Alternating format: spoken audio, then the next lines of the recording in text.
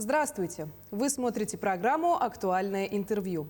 В районах Якутии активно идут работы по благоустройству территорий. Совершенно недавно города Покровск и Нюрба одержали победу в конкурсе лучших проектов по созданию комфортной городской среды. О победе в конкурсе и о развитии территорий в Якутии мы поговорим с гостьей студии Ириной Алексеевой, руководителем управления архитектуры и градостроительства при главе Республики Саха-Якутия. Ирина Дмитриевна, здравствуйте. Прежде всего, позвольте поздравить вас с такой замечательной победой. Спасибо большое. Действительно, в пятницу мы услышали итоги пятого конкурса лучших проектов создания комфортной городской среды. Конкурс проводится пятый раз Минстроем Российской Федерации и Институтом развития Дом РФ. В этом году мы от Якутии подали 6 заявок. Это города Покровск, Нюрба, Алекминск, Ленск, Мирный, Алдан. 6 городов. Для того, чтобы подготовить эти проекты, мы провели специальную образовательную программу с нашим Центром компетенции по вопросам городской среды, с Московской архитектурной школой. Подобрали коллегам архитекторов. Город Нюрба, например, они у нас как лидеры сами выбрали татарскую компанию. И в итоге, в результате этой работы очень тщательной, долгой, почти полгода мы готовили эти заявки. Победителями этого конкурса стали по второму разу город Покровск и город Нюрба. И это не случайный результат. На пленарной сессии форума Виталий Леонтьевич Мутко, генеральный директор Института развития Дом РФ, говорил о том, что результат зависит от прямого участия глав регионов и глав городов. И поэтому мы очень благодарны Айсену Сергеевичу Николаеву за то, что он в перечне тех приоритетов, которые сегодня ставит республика, одним из первых является формирование комфортной городской среды. И этому уделяется в республике особое внимание. Вот специально созданное управление архитектуры при главе Республики Саха-Якутия. Я, как главный архитектор республики, подчиняюсь напрямую главе республики. Мы создали Центр компетенции по вопросам городской среды. И вот результат того, как в городах работает, это, знаете, налицо. Александр Игнатьевич Иванов, мэр города Нюрбы, такой человек, что за собой ведет просто, знаете, очень большую позитивную энергию людей, жителей этих городов. Петр Павлович Гермогенов, мэр Покровска, практически вот они вместе идут, нога в ногу.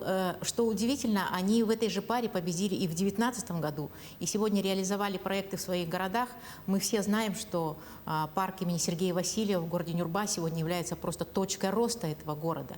А в Покровске набережная, которую мы благоустроили благодаря победе в конкурсе первый раз, сегодня является точкой притяжения не только жителей города Покровска и Хангаласского улуса, это точка притяжения жителей всей республики, потому что мы знаем, что Покровск является воротами в лучшие природные памятники республики. Это Ленские столбы, это Ботомы, это Булус. И, конечно, как туристический центр требует сегодня особого внимания. Поэтому мы не удивлены, что именно эти два города стали победителями. В рамках подготовки у нас проходили онлайн-модули, офлайн-модули. И вот знаете, что удивительно? Иллюстрация того, насколько вовлечены главы городов.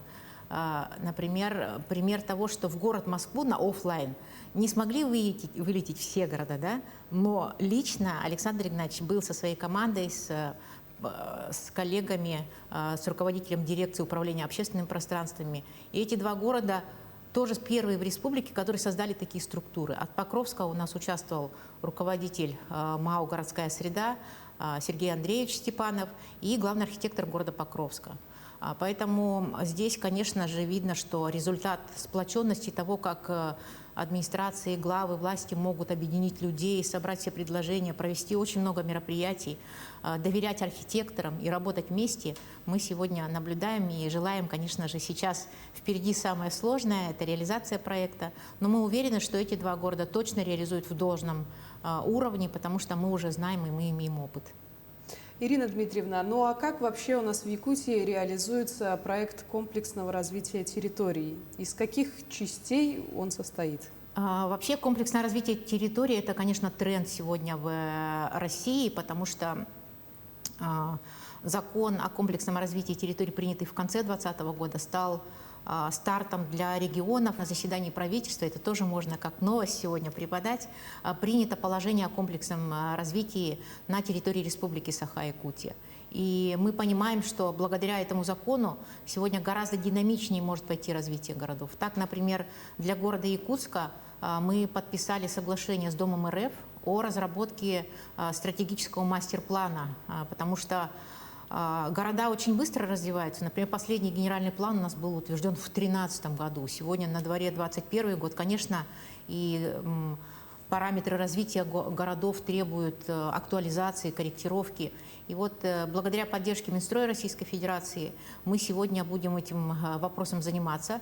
Первым очень важным проектом комплексного развития территории в Якутске является застройка квартала «Воинская часть». Наименование этого квартала «Звездный». И сегодня Республиканское ипотечное агентство, которое будет являться региональным оператором комплексного развития территорий у нас в Якутии, является как раз застройщиком этой территории. Строительство идет уже вовсю.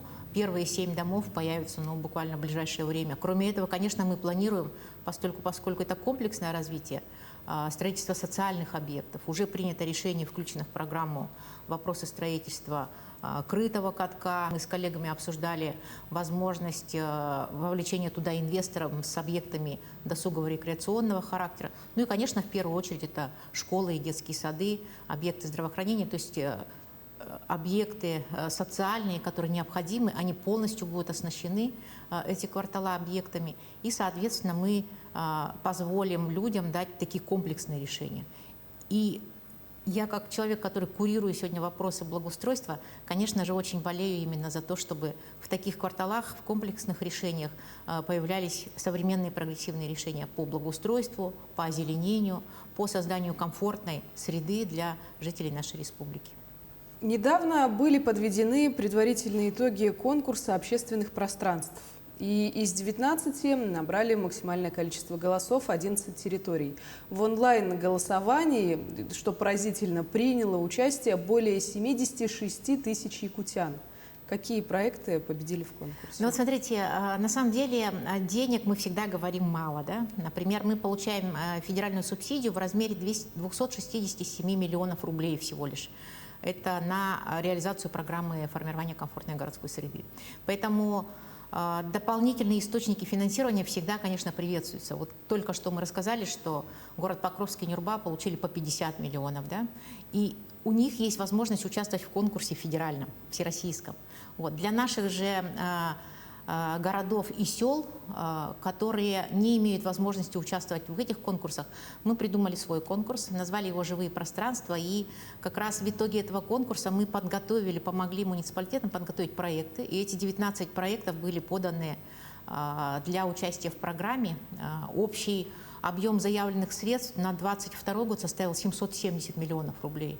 Это колоссальная работа. То есть сегодня все, и подтверждение того, что это очень важно, как раз показывает результат количества людей, которые вышли и проголосовали за эти проекты. То есть 70 тысяч человек приняли участие в рейтинговом голосовании. То есть они верят властям, верят тому, что их города и села могут стать лучше, комфортнее, благоустроеннее. Но вот по итогам этого конкурса мы выделили средства сегодня 11 муниципалитетам, вот, и там будут у нас реализовываться такие же проекты благоустройства, как в крупных городах. Это парки, скверы, набережные, даже, например, такие маленькие поселки, как Апаны Намского улуса и село Оленек Оленекского Венкийского национального района получили средства по 10 миллионов рублей на благоустройство небольших скверов. В Апанах это озеро Мавра набережная, а в Оленьке сквер имени Александра Степановича Иванова. Ирина Дмитриевна, но если говорить о голосовании, то сразу напрашивается обстановка, которая сопровождается интернет-соединением. А вот что делать небольшим селам или, скажем, представителям старшего поколения, у которых не все так благополучно со скоростным интернетом? Но здесь даже дело не в интернете, а дело вообще в том, как власти умеют, администрации местные, да, органы местного самоуправления, организовать эту работу. На самом деле сегодня все-таки цифровая трансформация, она является приоритетом, потому что, наоборот, это позволяет наравне с центральными населенными пунктами участвовать и отдаленным нашим селам, поселениям. Поэтому здесь Вот в целях как бы аккумуляции средств главой республики принят указ о проекте «Родные города и села». Это проект, который объединяет 4 программы. То есть, как я уже сказала, программа формирования комфортной городской среды – это порядка 300 миллионов. Вторая программа, в которой люди могут участвовать не только онлайн, но и приходить на обсуждения, подавать свои идеи, предложения. Одна из важнейших программ, в которой мы тоже наблюдаем активное участие людей. Люди об этой программе знают. Это программа поддержки местных инициатив. Кроме этого, есть программа комплексного развития сельских территорий, где специальный блок именно выделен на то, чтобы можно было реализовывать проекты благоустройства в селах. Да? И движение «Добрые дела», которая вот тоже направлена на строительство и поддержку объектов благоустройства в городах и селах республики. Поэтому аккумуляция средств в объеме порядка миллиарда рублей позволяет сегодня все-таки системно, планово двигаться в сфере улучшения среды городов и сел республики. И здесь, как вы задали вопрос, люди, конечно, могут принимать участие абсолютно, даже там не пользуясь гаджетами, приходя к себе в администрацию, к главам муниципалитетов и озвучивая свои идеи и предложения. Мы их готовы услышать, и все наши коллеги в муниципалитетах также плотно работают с населением. И давайте завершим на вновь торжественной ноте. Известно, что в будущем году мы будем отмечать столетие Якутской автономной Советской Социалистической Республики. Столица региона должна преобразиться. Как изменится облик нашего города в будущем году? Ну, вообще я бы не аккумулировала такими понятиями, что вот есть какая-то юбилейная дата или событие какое-то, и мы должны там все завершить к этой дате. Да, есть, конечно, крупные объекты, которые мы сейчас планируем для того, чтобы уже в 2022 году они появились на территории города Якутска. Но даже такие, например, проекты, как крупные проекты благоустройства, реконструкция проспекта Ленина, она начнется в этом году. Понятно, что она не закончится в 2022 году, то есть какая-то основная часть коллегами из окружной администрации будет сделана, но она продолжится и в последующем. Вообще даже начало таких проектов, я считаю, это очень знаково. Именно к столетию республики, что мы ежегодно занимаемся улучшением жизни наших жителей, это, конечно, знаковый объект. Это благоустройство площади Ленина мы планируем начать.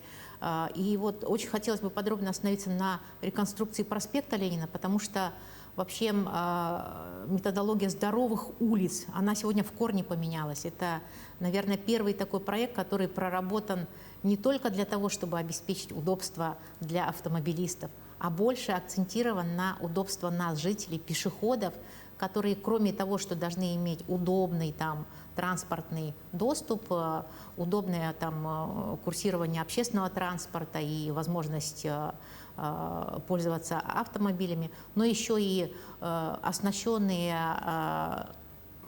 пешеходные пути, велосипедные дорожки. И плюс сейчас большая задача у города Якутска работать, конечно, с собственниками объектов, потому что нужно думать и об архитектурном облике тех объектов, которые стоят вдоль проспекта Ленина. Да? То есть вот дизайн-код для города Якутска, который мы проработали, он как раз регулирует правила, как можно менять архитектурный облик, как можно совершенствовать, как можно преобразовывать. И здесь мы обращаемся к жителям города Якутска, к предпринимателям, к собственникам. Я думаю, сегодня нужен подъем в рамках подготовки к столетию республики. Планируйте капитальные ремонты своих фасадов, изменение входных групп, замену вывесок. Мы сегодня подготовили проект, в соответствии с которым мы можем привести это в порядок. И очень надеемся, что именно такой подъем жителей в рамках преддверия столетия республики позволит в корне изменить центр нашего города. Благодарю вас, Ирина Дмитриевна, за то, что сегодня к нам пришли, поговорили. Напомню, вы смотрели программу «Актуальное интервью». До встречи.